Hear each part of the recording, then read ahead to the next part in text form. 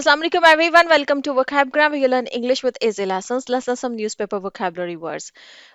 Lately, the BBC News they have released a documentary on India's Prime Minister Modi, and there was a furore in India against this documentary. And the Hindu Sena they filed a petition in India's Supreme Court to ban BBC in India. That the Supreme Court they dismissed this petition filed by the Hindu Sena, and there was an article in Dawn News and the Hindu related to this all this happening. So I have selected 15 newspaper vocabulary words from both of those articles and going to explain them in this lesson. For the PDF of this lesson, link is in description. You can download the PDF from that link, and I'll link to the articles. Both of the articles are also in description in case you want to read the article.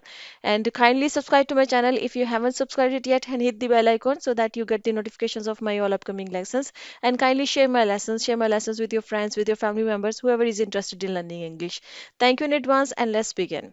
Our first word is furore. It's a noun and it means a sudden excited or angry reaction to something by a lot of people. ठीक है, जो कुछ भी होता है और उसके against एक सडन रिएक्शन जो उठता है ना बहुत सारे लोगों की तरफ से, उस रिएक्शन को हम फ्यूरोरे कहते हैं। जैसे गवर्नमेंट ने कोई लॉ पास किया, कोई पॉलिसी हुई, तो उसके अगेंस्ट एक रिएक्शन अगर लोगों का आ जाए, लोग गुस्से में हो कि ये क्यों हुआ है, तो उसको फ्यूरोरे कहेंगे। एंड इन दिस केस जो कि एक रिएक्शन इंडिया के अंदर वो जो बीबीसी की डॉक्यूमेंट्री थी उसके अगेंस्ट जो इंडिया में एक रिएक्शन आया है, उस रिएक्शन के लिए ये वर्ड फ्यूरोरे यूज हुआ है। अच्छा, इसको सेंटेंसेस ये सारे सेंटेंसेस मैंने उन आर्टिकल्स से उठाए हैं ताकि आपको समझ में आए कि इन वर्ड्स को उन्होंने किस सेंस में यूज किया है, किस तरह से यूज किया है। ठीक है जी। तो जैसे कि ये हेडलाइन थी डॉन न्यूज की कि Indian supreme court rejects plea to ban BBC coverage over Modi documentary furore. ठीक है, कि मोदी की जो डॉक्यूमेंट्री थी उस पे जो एक रिएक्शन फिरोरे जो आ रहा था, एक एंग्री रिएक्शन जो आ रहा था, उसकी वजह से जो एक पिटिशन फाइल हुई थी कि भाई बीबीसी को बैन कर दिया जाए इंडिया के अंदर, तो जो इंडियन सुप्रीम कोर्ट है उसने रिजेक्ट कर दी है ये प्ली। ठीक है जी। अच्छा जी, नेक्स्ट है जी rhetoric. Rhetoric is a noun and it means a speech or writing intended to persuade people.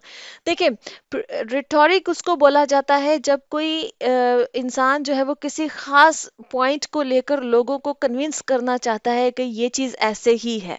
चाहे वो स्पीच की शक्ल में वो कन्विंस करे, चाहे वो कोई चीज़ राइटिंग की शक्ल में, कोई आर्टिकल लिखा गया है, कोई किताब लिखी गई है, कोई एक खास पॉइंट ऑफ व्यू जो है ना उसमें बयान किया गया है, और उसमें लोगों को परसुएड करने की कोशिश की, उन्हें कन्विंस करने की कोशिश की, उन्हें यकीन दिलाने की कोशिश की जाए कि ये ऐसे ही है, तो उस स्पीच को या उस राइटिंग को या उस वीडियो को या उस डॉक्यूमेंट्री को उस मूवी को, फिल्म को आप रिटोरिक कहेंगे। ठीक है, जहां पर एक खास किस्म का जो है ना पॉइंट ऑफ व्यू जो है वो उसको प्रोपोगेट करने की कोशिश की, उस पर लोगों को परसुएड करने की कोशिश की जा रही हो।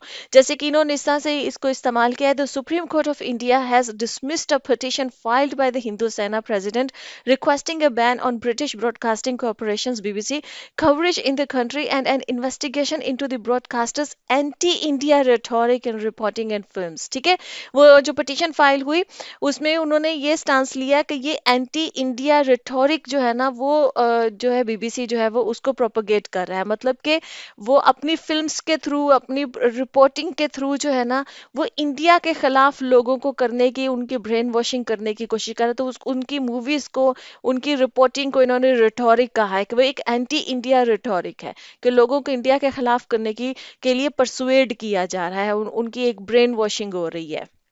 अच्छा जी, नेक्स्ट है जी right.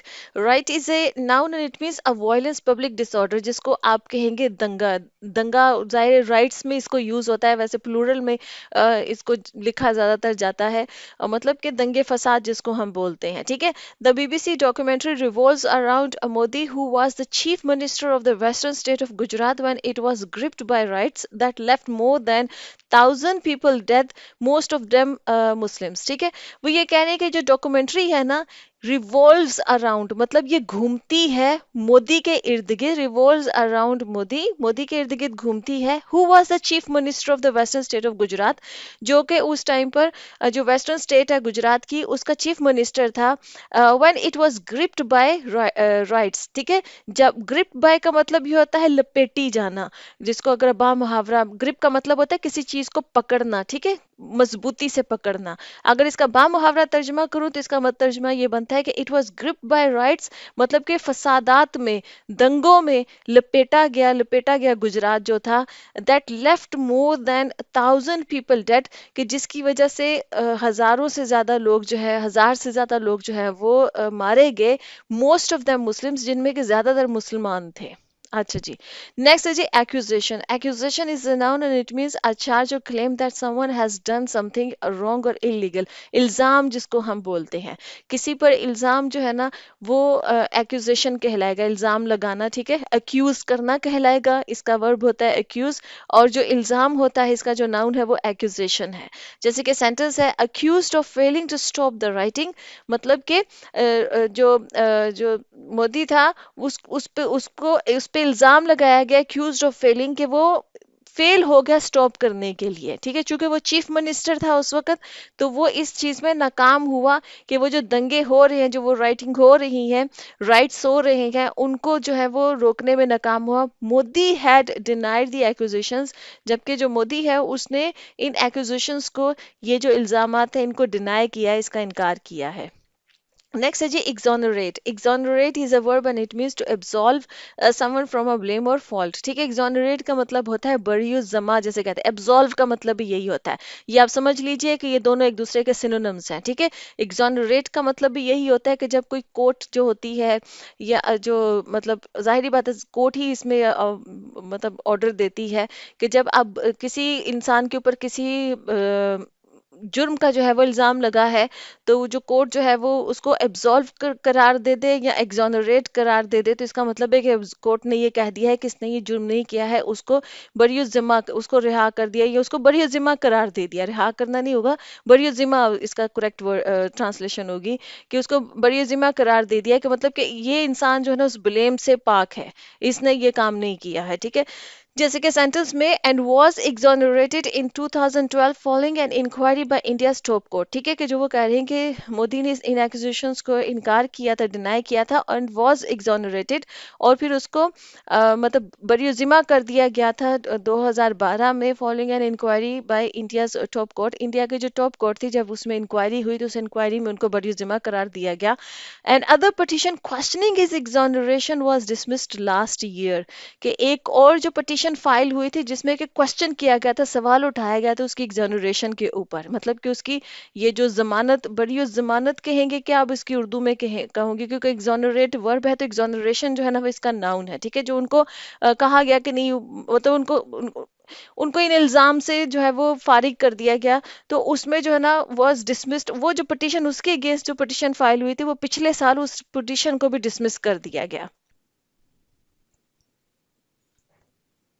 Next is surreptitiously. Surreptitiously is an adverb and it means without anyone knowing or seeing. Secretly जिसको कहेंगे, मतलब कोई काम आपने बहुत ही खुफिया तरीके से किया है कि किसी को पता ना लगे या कोई देख ना ले, तो आपने surreptitiously जो है ना वो काम किया है। Secretly का एडवांस वर्ड आप कह सकते हैं surreptitiously होगा, ठीक है। Secretly भी बड़े आराम से यूज किया सकता है, किसी काम को secretly करना मतलब छुप छुपा के करना, और उसका एडवांस वर्ड है surreptitiously, कि आपने बड़ा छुप छुपा के कोई काम किया है, ठीक है। Sentence said the petition claimed the BBC film was surreptitiously intended to disturb the peace, ठीक है। उस पिटीशन में ये क्लेम किया गया है कि ये जो बीबीसी की फिल्म है, जो डॉक्यूमेंट्री है, इसमें उन्होंने surreptitiously इंटेंट किया। इंटेंट का मतलब है कि उनकी कोशिश की है, उनकी नीयत ये थी। इंटेंशन होती है ना, नीयत, ठीक है। तो इंटेंडेड का मतलब कि उनकी नीयत, उन्होंने ये की थी, उन्होंने मतलब करना ये चाहा था, उनकी चाहत ये थी कि सीक्रेटली, बड़े खुफिया तरीके से उन्होंने ये चाहा कि वो जो पीस है इंडिया के अंदर उसको डिस्टर्ब कर सके। अच्छा, ये पिटीशन में उन्होंने क्लेम किया है। नेक्स्ट है जी integrity. Integrity is a noun and it means the quality of being honest and have good morals. किसी इंसान की इंटेग्रिटी, किसी अदारे की इंटेग्रिटी, किसी मुल्क की इंटेग्रिटी होती है कि उसकी इज्जत क्या है, लोगों की नज़र में उसका इमेज क्या है, वो जो उसकी एक ऑनेस्ट और गुड मॉरल्स वाला, कि ये एक अच्छा इंसान है, या ये एक अच्छा अदारा है, या ये एक अच्छा मुल्क है, वो जो है ना वो उस इंसान की, उस अदारे की, उस मुल्क की इंटेग्रिटी होती है। उसकी रिस्पेक्ट आप इसको कह लीजिए, ठीक है। तो सेंटेंस ये है कि the petition claim the BBC film was surreptitiously intended to disturb the peace and national integrity in the country।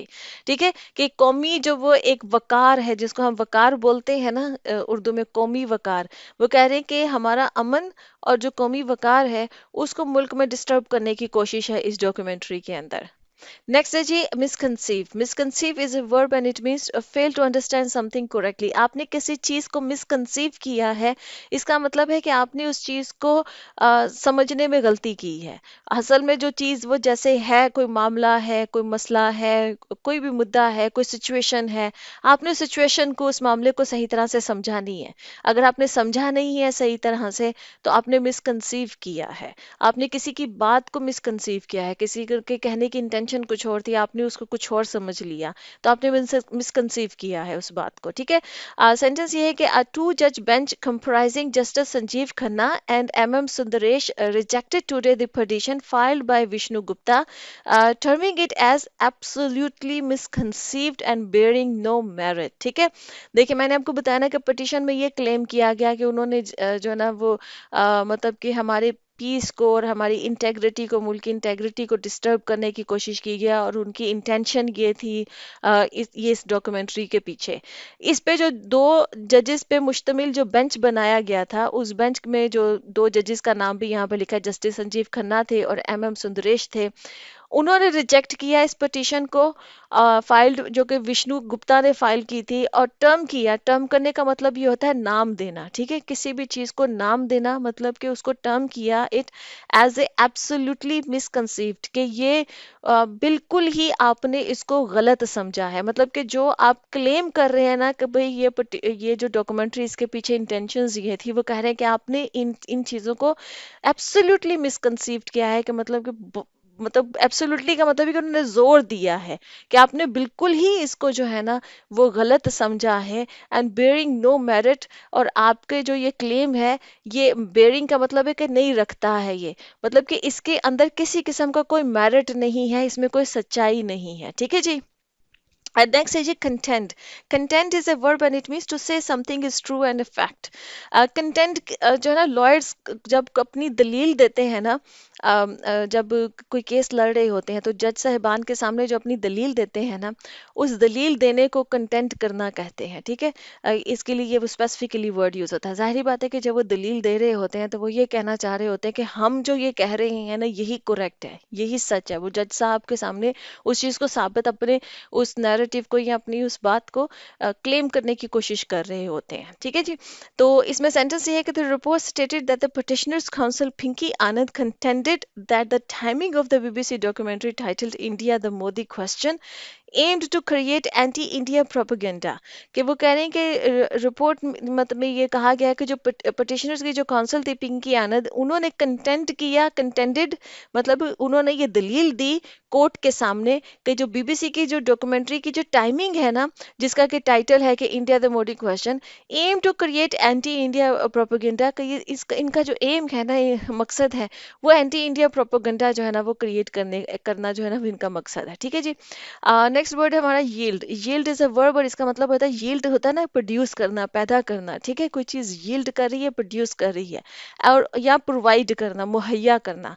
पैदा करना के सेंस में भी यूज होता है ये वर्ड, और मुहैया करने के सेंस में भी यूज होता है ये वर्ड।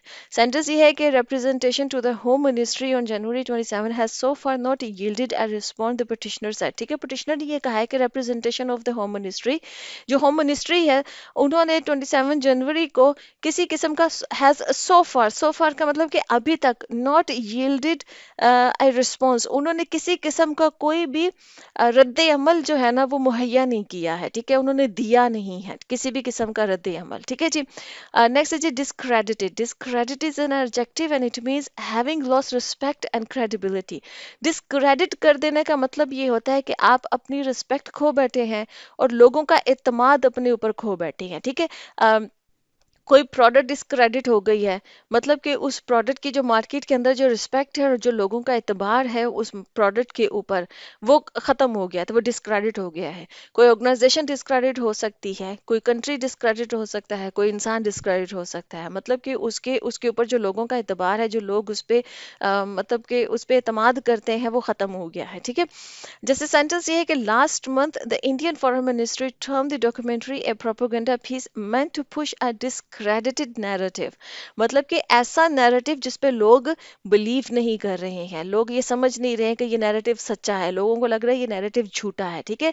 तो पिछले जो फॉरेन मिनिस्ट्री ने उन्होंने टर्म किया था, मतलब उस जो डॉक्यूमेंट्री थी उनकी, इंडिया की जो फॉरेन मिनिस्ट्री, उन्होंने कहा कि ये प्रोपेगेंडा पीस है, कि प्रोपेगेंडा किया गया है, meant to push up discredited narrative, कि ऐसा नैरेटिव, ऐसा बयानिया जो है ना वो मतलब पुश करने की, उसको फैलाने की कोशिश की गई है, जो कि डिसक्रेडिटेड है, मतलब कि उसकी कोई रिस्पेक्ट नहीं है और उस पे लोगों को कोई एतबार नहीं है। नेक्स्ट है जी objectivity. Objectivity is a noun, it means free from bias, तासुब से पाक। ठीक है। कोई चीज की ऑब्जेक्टिविटी कहलाएगी कि इस चीज में किसी किस्म का कोई तासुब नहीं है, मतलब कोई किसी किस्म की कोई फेवरिज्म नहीं है, या इसमें किसी किस्म का कोई किसी इंसान को किसी और बात पे गुस्सा है और वो उस पे निकाला जा रहा है। ठीक है। जैसे कि spokesperson Arindam Bagchi had said a bias a lack of objectivity. ठीक है। स्पोक्स पर्सन जो है ना अरिंदम बागची, उन्होंने ये कहा है कि ये जो डॉक्यूमेंट्री है ये बायस है। ठीक है। इसमें तासुब है, एंड लैक ऑफ ऑब्जेक्टिविटी, कि इसमें जो है ना वो न्यूट्रलिटी जो है ना, या फेयरिज्म जिसको कह सकते हैं, कि फेयर होना, कि ये मतलब पूरी तरह से सच्ची है, फेयर है, किसी किस्म का इसमें तासुब नहीं है, मतलब वो चीज की कमी है, वो लैक कर रही है इसके अंदर। नेक्स्ट है जो blatantly. Blatantly is an adverb and it means in an open and unashamed way. ठीक है। कि आप जिसको कहते हैं ना, पूरी बेशर्मी के साथ लोगों के सामने कोई बात बोल देना, तो वो ब्लेटेंटली किया है आपने। ठीक है। कोई काम, ठीक है, आपको किसी किस्म की कोई शर्म नहीं आ रही और सबके सामने आप वो बात बोल रहे हैं। जैसे कि कोई जिसको ब्लेटेंट लाई कहते हैं, ऐसे झूठ जो आप पूरी ढटाई के साथ, बेशर्मी के साथ लोगों के सामने बोले, आपको किसी किस्म की कोई हया नहीं आ रही, कोई शर्म नहीं आ रही, कि लोगों को समझ पता चल रहा है कि आप झूठ बोल रहे हैं, एंड आप फिर भी झूठ बोल रहे हैं। ठीक है। जैसे कि सेंटेंस है, the spokesperson Arindam Bakshi had said a bias, lack of objectivity and continuing colonial mindset was blatantly visible in it। ठीक है। वही कह रही है कि मतलब ये बाइस है और इसमें जो फेयर होना है, जो इसमें कि इसमें किसी किस्म की कोई तासुब नहीं है, उस वो लैक कर रही, उसकी कमी है, एंड कंटिन्यूइंग कॉलोनियल माइंडसेट, कि इसके अंदर इस डॉक्यूमेंट्री में कॉलोनियल माइंडसेट है, कि वो उनके बनाने के पीछे के जैसे एज, क्योंकि जाहिर बात है कि हम उनकी कॉलोनी रहे हुए हैं, इंडिया पाकिस्तान बांग्लादेश, हम जो पूरा एक इकट्ठे थे, तो हम जो है वो ब्रिटिश कॉलोनी रहे हुए हैं। ठीक है। तो वो कह रहे हैं कि उनका अभी भी वही माइंडसेट है कि as if we are there colony colony sorry colony. ठीक है। And was blatantly visible in it, और ये ब्लेटेंटली मतलब कि पूरी तरह से ये ओपन है, सामने है, विजिबल है, मतलब कि आया है ये सबके सामने। ठीक है। कि वो नजर आ रहा है कि वो इस माइंडसेट जो है से जो है ना वो इस डॉक्यूमेंट्री को बना रहे हैं। अच्छा जी, नेक्स्ट है जी defy. Defy is a verb and it means openly refuse to obey. Defy करना किसी चीज को, आप इनकार कर दें किसी चीज को मानने से, इसका मतलब है कि आप डिफाई कर रहे हैं उस चीज को। ठीक है। जैसे कि है students at Delhi university had followed several campuses around the country in staging a broadcast defying government efforts to stop its spread by blocking its publication on social media। अच्छा, यूनिवर्सिटी, दिल्ली यूनिवर्सिटी के अंदर कहीं ये हो रहा है कि कुछ स्टूडेंट्स जो हैं, जो कहीं ये बैन कर दी गई है, डॉक्यूमेंट्री तो बैन की गई है सोशल मीडिया के ऊपर वहाँ पे इंडिया में, तो वो जो है ना वो मतलब कि इसको ब्रॉडकास्ट कर रहे हैं, स्टेज कर रहे हैं, मतलब उसकी कोई स्क्रीनिंग कर रहे हैं, कोई स्टूडेंट्स को इकट्ठा कर रहे हैं और उनको वो ये दिखा रहे हैं इकट्ठा करके। ठीक है। तो वो डिफाइंग गवर्नमेंट्स एफर्ट, मतलब कि वो इनकार कर रहे हैं गवर्नमेंट की उन कोशिशों से, रिफ्यूज कर रहे हैं उन कोशिशों से, कि इसको इसकी जो है ना वो स्प्रेड को, या को मतलब फैलाने से, जो मतलब स्टॉप कर रहे हैं गवर्नमेंट, जो कोशिश कर रही है कि ये ना फैले ये डॉक्यूमेंट्री, तो उसको वो डिफाई कर रहे हैं।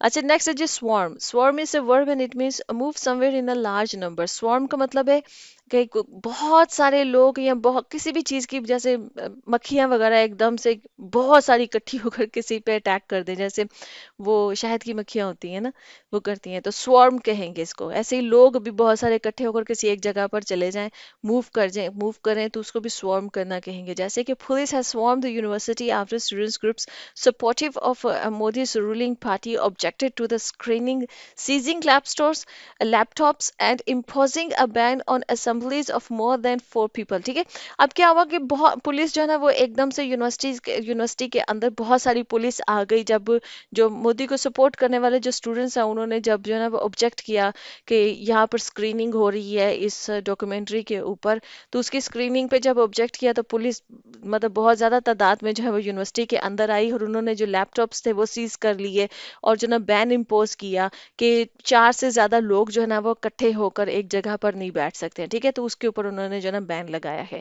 ओके जी फ्रेंड्स, यहाँ पे लेसन खत्म होता है। आई होप कि लेसन आपके लिए इंटरेस्टिंग था, आपने नए वर्ड्स सीखे हैं। बताइएगा मुझे ना। सी यू नेक्स्ट। अल्लाह हाफिज़।